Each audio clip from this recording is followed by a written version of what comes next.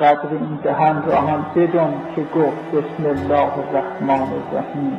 دیگر او را آلوده نکن، نگذار هر حرفی را بزند، حرف هر کسی را پیش بکشد، هر که دلش خواست ابراز کند. دهن است خیلی شریف است، مزبله نیست که آدم هر غذایی را در او بگذارد.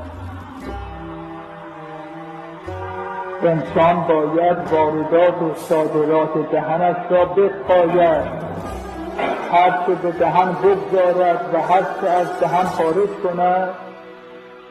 حرفهایتون را مواظب باشید، خوراکتون را مواظب باشید. بگذارید زبان را عقل بگرداند، عقل نه هوا و هوس. بگذار زبان را عقل بگرداند، دست را عقل حرکت دهد، پا را عقل حرکت دهد. عقل مدبر عاقل کشور وجود تو. آن که عقل دارد چه ندارد، اول اندیشه وانگهی گفتار. بگذارید که اعضا و جوارح شما در فرمان عقل باشند.